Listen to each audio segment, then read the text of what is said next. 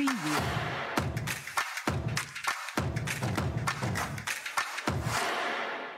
Bienvenue dans un nouvel épisode de The Programmatic Society Espagne. Aujourd'hui, nous avons la participation spéciale de Google, Vodafone et Skier Academy. Je souhaite la bienvenue à tous les membres du panel ici présents. Lucia, bienvenue. Bonjour. Borja Berzosa, bienvenue. Bonjour. Monica Diaz, bienvenue. Et Carlos Diaz, bienvenue. Tout d'abord, j'aimerais que vous vous présentiez un peu afin que nous sachions quel est votre rôle dans chacune de vos entreprises. Si tu veux bien commencer, Lucia. Je m'appelle Lucia Fernandez del Rivero et je travaille chez Google en tant que responsable des ventes pour DV360. Je travaille avec des clients du secteur des télécommunications, comme Vodafone, et aussi du secteur bancaire. Borja, bonjour. Comment vas-tu? Je travaille comme responsable de la stratégie numérique chez Vodafone. J'ai rejoint l'entreprise lorsque Vodafone a commencé à s'occuper en interne du marketing numérique et à travailler avec une équipe dédiée sur les médias numériques, en commençant par le SEM, le social sans oublier le fort développement qu'a constitué le programmatique. Monica, bienvenue. Bonjour, je m'appelle Monica, je suis responsable de la partie programmatique de Google pour l'Espagne et le Portugal. Carlos. Carlos Diaz, je suis le directeur général de Skier. Notre rôle est de collaborer sur les innovations avec toute l'industrie pour promouvoir les talents et en faisant en sorte que les stratégies marketing via les technologies se développent avec succès.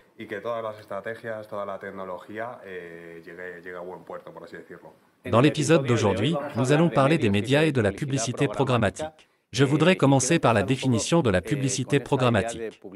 Quel est le concept? Souvent, quand on me le demande à la maison, lorsque ma mère me demande « Qu'est-ce que tu fais dans la vie ?» je lui réponds « De la publicité programmatique ». Elle me dit « Qu'est-ce que c'est ?» Je lui raconte qu'une fois, quand j'étais en Israël avec un partenaire business, il m'a laissé sa voiture pour faire le tour de Tel Aviv. Je lui demandais « Et pour faire le plein, comment je fais ?» Et il me répond « Tu t'arrêtes à une station-service, tu fais le plein et tu repars. » Et je lui réponds « D'accord, mais je ne sais pas comment me débrouiller dans ce pays que je ne connais pas, je le plains et je pars, je vais me faire arrêter. » Il m'a dit « Non, il y a une puce dans la voiture et une autre dans la pompe et tout est automatisé. Pas la peine d'entrer dans la station-service, parce qu'on s'est rendu compte qu'entrer pour payer, ça ne rapporte pas grand-chose, ça vous fait perdre 15 minutes. Tout a été automatisé. » Dans le monde de la publicité programmatique, c'est un peu comme ça que ça se passe. C'est-à-dire qu'en envoyant un ordre d'achat et les créations, le dialogue entre vendeur et acheteur est plus simple.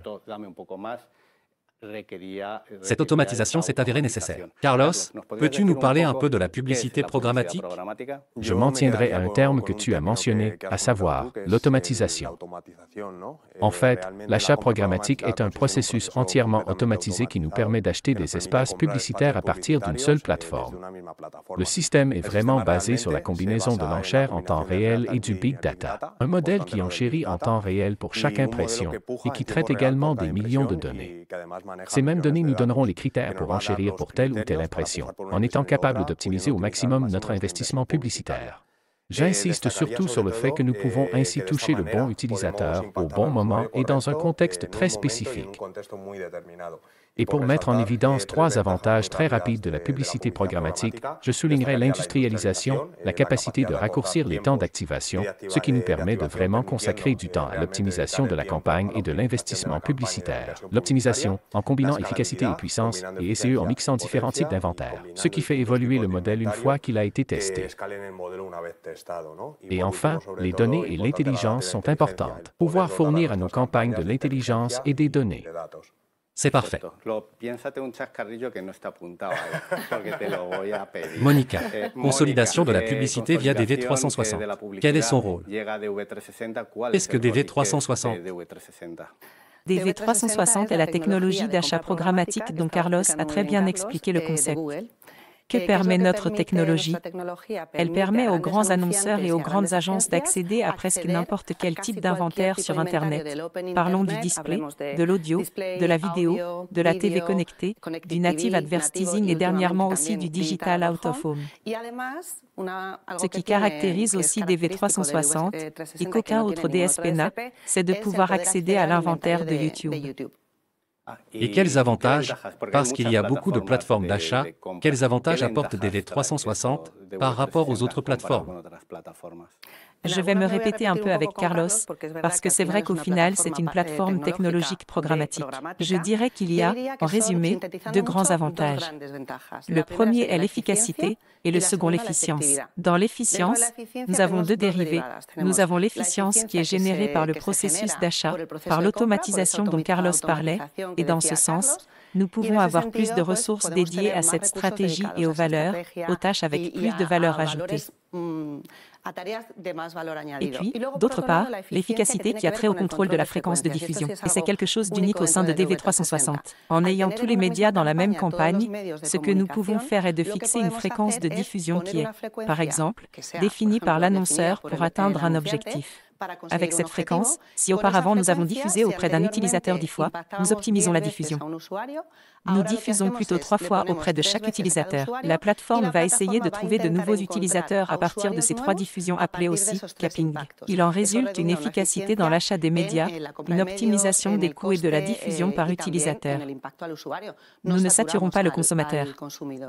Et d'autre part, il y a l'efficacité. Et cela a à voir avec la personnalisation, qui est, en fin de compte, la promesse du programmatique dont Carlos parlait. Ce que nous faisons, c'est personnaliser les publicités en fonction des audiences et des centres d'intérêt de ces audiences. DV360 a donc quelque chose que les autres DSP n'ont pas et qui le rend unique, à savoir la possibilité d'accéder gratuitement aux audiences de Google, qui sont des audiences très puissantes et qui fonctionnent très bien en termes de résultats.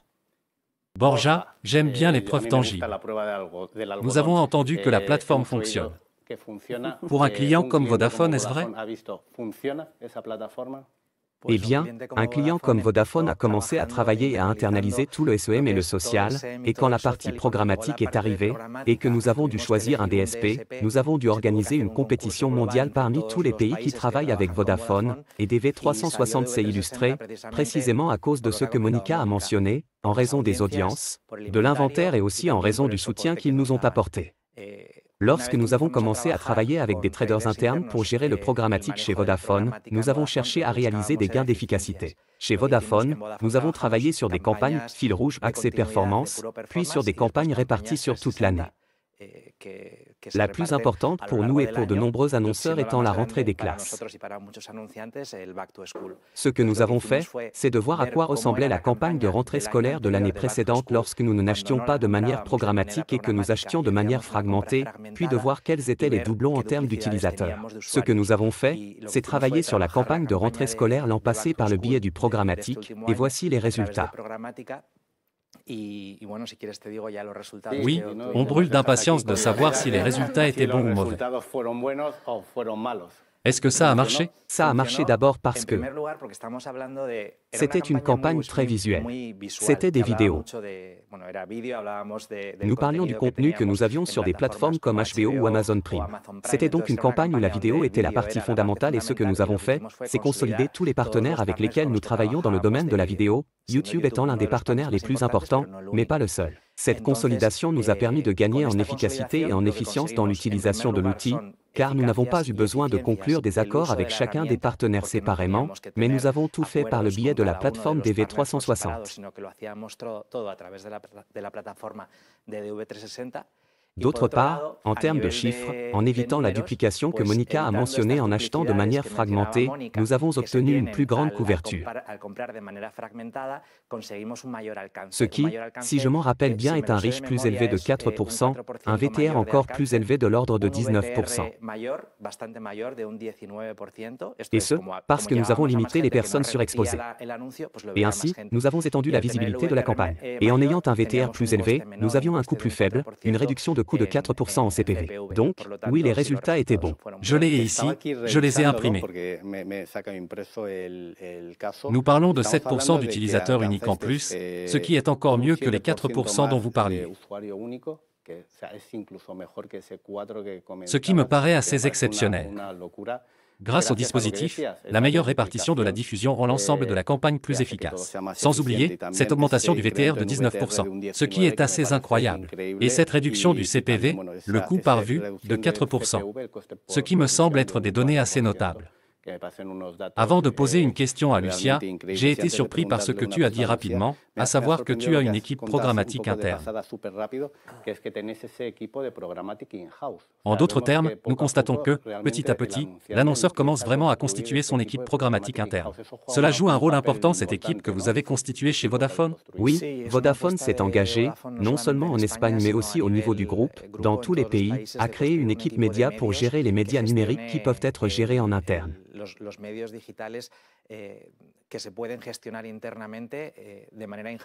Nous continuons à nous appuyer sur notre agence média pour d'autres types d'accords directs et, bien sûr, pour travailler en télévision et sur d'autres médias, mais nous gérons le programmatique en interne. Je pense que la combinaison parfaite est une bonne plateforme d'achat plus une bonne équipe interne qui sait comment gérer cette technologie. Lucia, cela n'a pas dû être facile. J'imagine que vous avez rencontré des obstacles. Quels obstacles avez-vous rencontrés? Eh bien, d'une manière générale, le processus a été assez limpide et ce fut un plaisir pour moi d'atteindre ces résultats en travaillant main dans la main avec Borja et son équipe. Il est vrai que la première partie mentionnée par Borja, que nous appelons l'analyse de l'efficacité, a été un peu plus lente que la deuxième partie, dont je vous parlerai plus tard. Parce qu'il y avait un manque d'interopérabilité avec certaines technologies et un accès particulier aux données qui ont rendu un peu difficiles les analyses.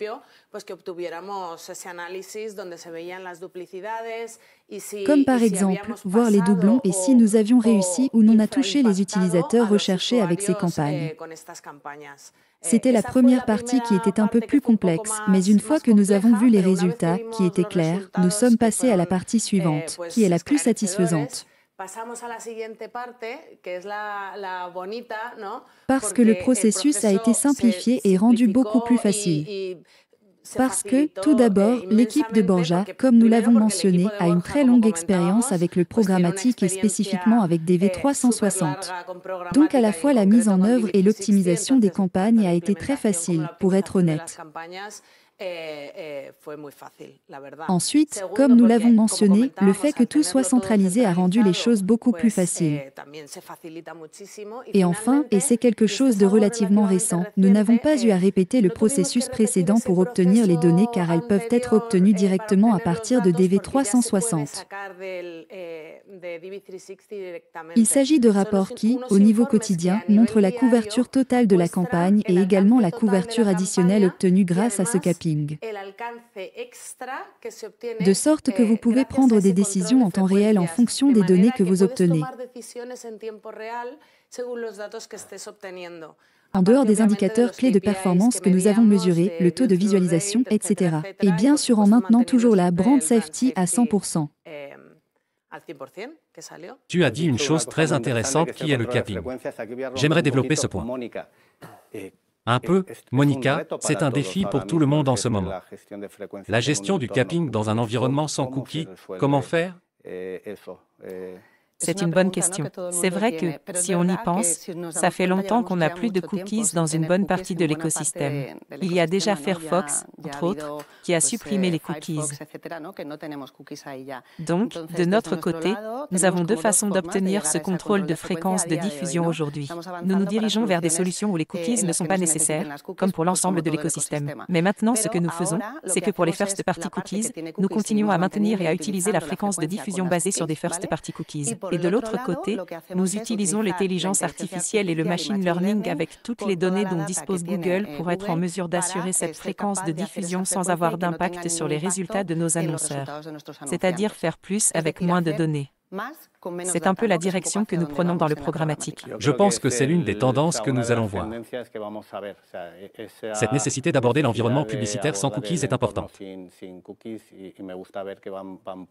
En ce qui concerne la brand safety, pour vous assurer que le contexte de diffusion programmatique est sûr pour une marque, comment faites-vous chez Vodafone, Borja?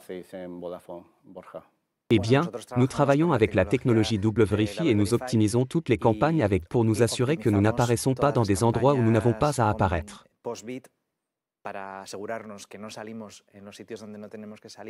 Et chaque jour, nous le faisons avec un inventaire premium. Je voulais aussi en savoir un peu plus sur le rôle que joue l'inventaire. Il existe de nombreuses plateformes d'achat, mais quel rôle joue une plateforme comme DV360 dans la recherche d'un inventaire sûr et de qualité?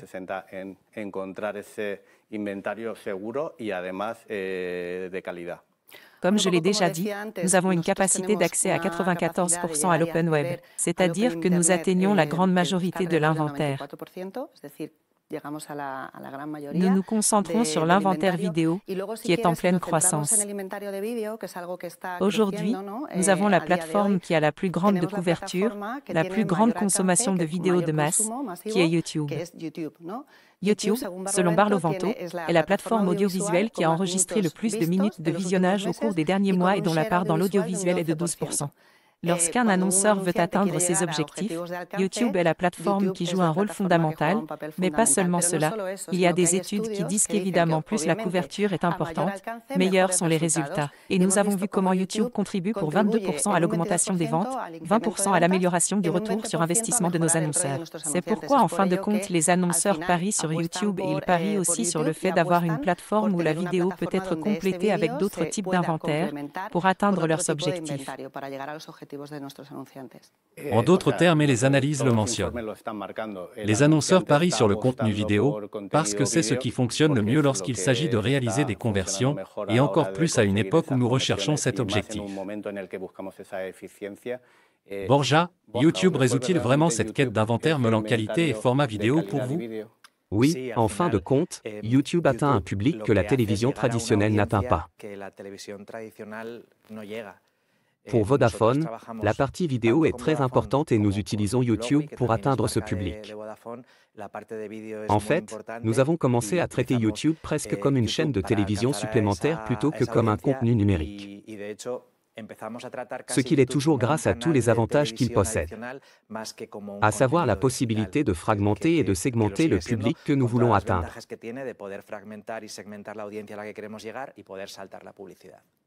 Je voudrais revenir sur la question des compétences. L'équipe programmatique interne devient de plus en plus importante.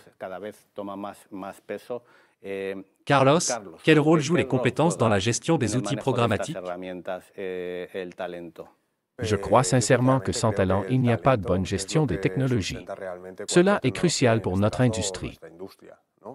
Tous les annonceurs peuvent compter sur les mêmes outils, les mêmes plateformes. La seule façon de faire la différence est d'avoir derrière soi des talents qui proposent de nouvelles choses, qui savent manipuler les outils et jouer avec les plateformes pour atteindre les performances attendues de la part du client, et surtout apporter cette créativité nécessaire pour faire les choses différemment. Chez Skiller Academy, nous avons environ 1000 étudiants qui seront formés et l'industrie a encore besoin de talents compétents qui savent traduire les besoins d'un annonceur, comme Borja nous l'a exprimé. La industria sigue necesitada de talento potente que sepa trasladar las necesidades de un anunciante, como en este caso puede ser et ce, dans la vie réelle, entre guillemets. Planifier une campagne de l'étape la plus élevée de l'entonnoir à l'étape la plus basse de l'entonnoir et vraiment convertir les besoins du client en une stratégie qui comprend le bon usage de la plateforme. Et ensuite consacrer du temps, comme nous l'avons mentionné auparavant, à l'optimisation et à l'extraction d'informations à appliquer aux futures campagnes. Je vois aussi des étudiants qui ont toujours des doutes et qui disent entre Google DV360 et Google Ads, quelles sont les différences? Quelles sont les différences entre Google Ads et Google DV360? Eh bien, c'est un peu osé de ma part de commenter cela alors que des gens de Google sont ici.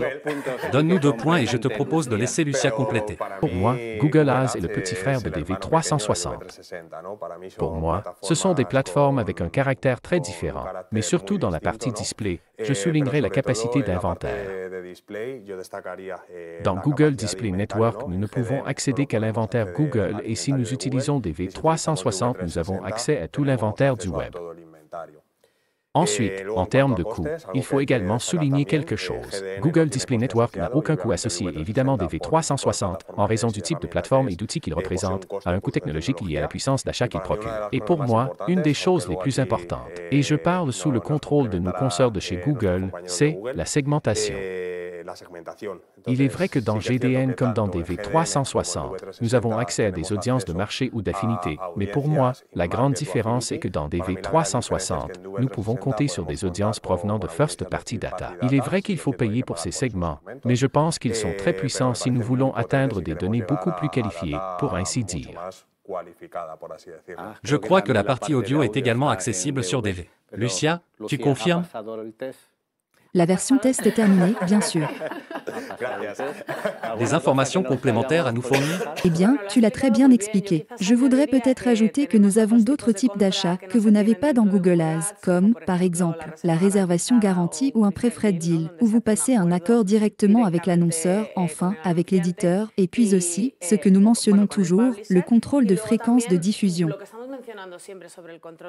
Nous pouvons établir un contrôle de fréquence au niveau de la campagne où nous mélangeons différents types de formats, audio, vidéo, display, un accord avec un journal en ligne, afin d'avoir une vue holistique de l'utilisateur et d'être plus efficace.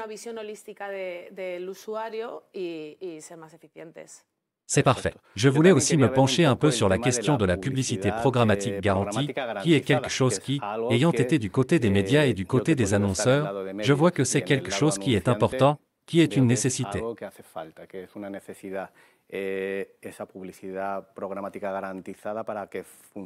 Carlos, peux-tu nous donner une définition? Voyons voir, pour moi, la garantie est importante et surtout elle dépend aussi beaucoup de l'objectif des clients. Nous partons toujours de cette base.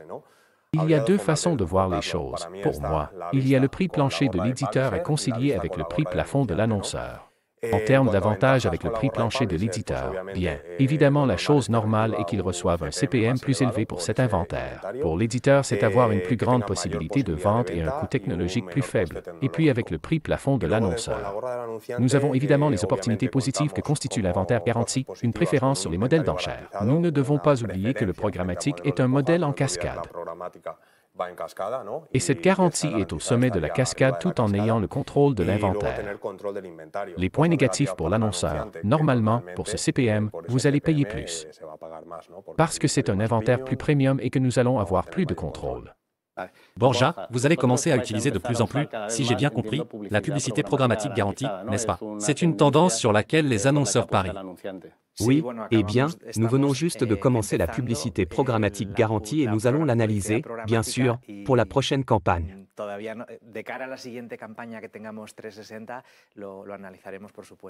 Lucia, qu'est-ce que cette publicité programmatique garantie apporte aux annonceurs? Eh bien, je pense que dans les occasions où il y a beaucoup de pression publicitaire, c'est fondamental. Par exemple, Noël, la fête des mères, etc. Là, si vous n'avez pas de réservation garantie et que vous avez une grosse campagne, vous courez le risque de ne pas apparaître.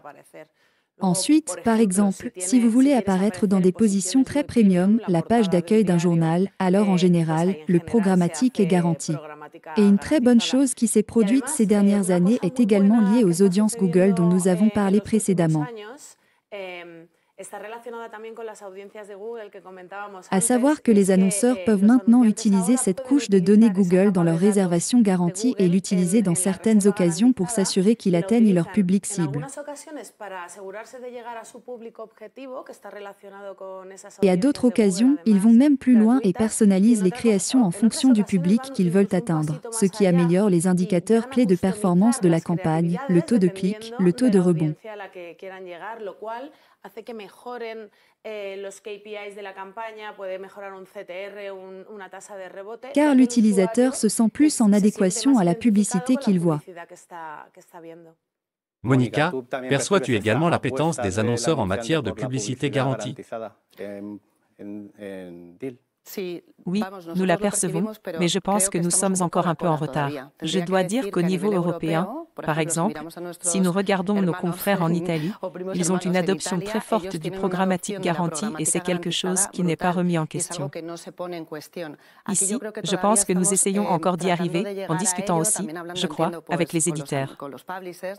C'est un modèle de fonctionnement différent qui implique souvent des transformations d'organisation au sein de l'entreprise. Et je pense que nous sommes un peu en retard et un peu plus lents. Mais certainement pour l'annonceur en fin de compte, et aussi une chose que nous n'avons pas mentionnée, c'est que dans le programmatique garanti, vous pouvez également exercer cette fréquence de diffusion. Auparavant, ce n'était pas possible. Mais avec l'évolution de la plateforme, même si nous avons un nombre garanti d'impressions, nous pouvons mettre une fréquence de diffusion et elle sera toujours privilégiée. Et nous pouvons obtenir des utilisateurs uniques, ce qui n'arriverait pas directement. Mais oui, pour répondre à ta question, il y a beaucoup d'intérêt, mais nous sommes en retard. Une chose que je vois et qui vient de mon côté annonceur, également avec une marque internationale, est toute stratégie numérique d'une entreprise repose sur un moyen ou un autre.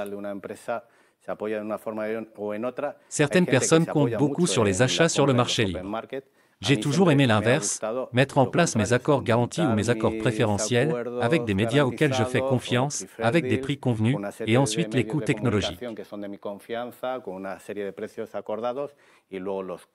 Ensuite, tout le dispositif de programmatique garanti, à la fois pour le média et pour l'annonceur, est beaucoup plus efficace.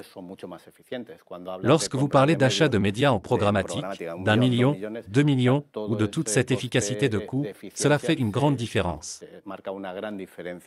J'aimerais également voir, juste pour terminer avec vous, quelles seront les tendances en 2023. J'aimerais avoir l'avis de chacun d'entre vous. Borja, quelles sont tes attentes en matière de tendance en 2023? Eh bien, je pense qu'à mesure que les médias plus traditionnels tels que la télévision, la radio ou l'affichage deviennent programmatiques, être capable d'avoir une vue holistique de tous ces médias et être capable de faire de l'achat programmatique de ces médias va être une grande étape.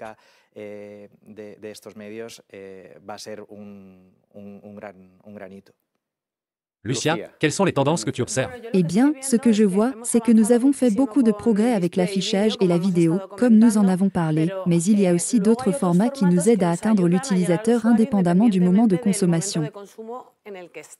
Par exemple, lorsqu'ils ne sont pas devant un écran, ils vont au travail ou à la salle de sport, et c'est là que des formats comme l'audio entrent en jeu, où nous avons de grands acteurs comme Spotify, bien sûr YouTube, les radios en ligne, et puis nous avons aussi maintenant des V360 Digital Out of Home, qui, pour ceux qui ne le savent pas, sont ces écrans que nous voyons à l'extérieur, aux arrêts de bus ou, bien, de grands écrans à l'extérieur, qui sont l'évolution du format affichage papier que nous avions avant. Grandes pantallas en el exterior, que son la evolución de ese formato en papel que teníamos. L'étape suivante avec l'affichage et la vidéo. Carlos, quelle tendance vois-tu pour 2023? Sans aucun doute, celle mentionnée par mes collègues. J'aimerais également mettre l'accent sur la question du retail média, sur la façon dont les retailers se concentrent sur la monétisation du commerce électronique ou sur le positionnement de différentes marques ou de différents produits au sein de ce commerce électronique. Et j'aimerais également souligner la tendance générale autour de la blockchain appliquée au programmatique et la façon de connecter le Web 3 au Web 2.0. Je pense que cela va donner lieu à beaucoup de débats prochainement. Je pense que cette connexion entre le Web 3 et le Web 2.0 va être essentielle et que l'on parle beaucoup du retail média cette année. Il semble qu'avec la récession, la hausse des prix et ainsi de suite, les retailers veulent voir comment monétiser l'inventaire qu'ils génèrent, et pas seulement avoir une plateforme pour diffuser de la publicité, mais aussi être capable d'avoir un impact beaucoup plus important.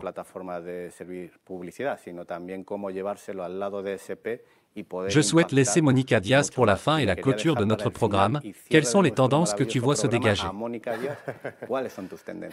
Il y a des tendances très importantes qui ont été oubliées. Je ne sais pas si elles ont été oubliées exprès pour que je le dise. Mais bon, une des tendances que je vois est l'explosion de la vidéo. Dans le domaine audiovisuel, nous avons aussi vu beaucoup de mouvements dans tout ce qui a trait aux plateformes qui jusqu'à présent n'acceptaient pas la publicité. Par exemple Netflix, etc., etc. Et nous espérons que tout cela finira aussi par arriver en programmatique pour tous les avantages que nous avons évoqués. Le programmatique est donc clé. L'année dernière, il était déjà indiqué une croissance plus élevée de l'inventaire vidéo que de l'affichage. Je pense que cette tendance va continuer et va croître beaucoup plus dans l'année dans laquelle nous sommes. Et d'autre part, je ne pouvais pas manquer la disparition des cookies. C'est le sujet chaud que vous m'avez laissé. Le sujet vedette, pour moi, à clore. Eh bien, comme vous le savez, sur le sujet des cookies, finalement tout est lié à la vie privée des utilisateurs. Cela a à voir avec les réglementations qui permettent aux utilisateurs de préserver leur vie privée. Et ce que nous devons faire dans le secteur, c'est adapter nos solutions pour que nos annonceurs, comme Vodafone, puissent continuer à obtenir les résultats excellents qu'ils obtiennent efficacement avec le programmatique, mais qu'en même temps les utilisateurs sentent que leur vie privée est respectée. Je pense que nous avons encore un défi à relever, c'est-à-dire dire qu'il n'est pas résolu à 100%. Mais de nombreuses mesures ont été prises ces dernières années. Les progrès ont été assez rapides. Je pense que 2023 sera l'année où nous verrons vraiment des solutions puissantes qui seront là pour longtemps. Et je pense aussi que l'on mettra beaucoup plus l'accent sur les données des annonceurs, éditeurs. Tout ce qui a trait au second party data prendra une pertinence qui, jusqu'à présent, a été importante, mais n'a pas eu l'importance qu'elle aura à partir de cette année. Ce sera ma dernière remarque. Pour moi, en d'autres termes, vous avez donné tous les points clés. First Party Data, l'accent est clairement mis, à la fois chez les annonceurs et dans les médias, sur le fait qu'il faut parier sur ces First Party Data. La protection de la vie privée est une autre chose qui est également demandée et qui est nécessaire. J'ai essayé Google Ad Manager 360 et DV 360 et je pense qu'il y a encore un effet placebo que les cookies vont disparaître et que ça va être un drame. Je pense en réalité que l'écosystème est beaucoup plus préparé que les gens ne le pensent. Je pense vraiment que ça va arriver, on va voir que tout fonctionne encore.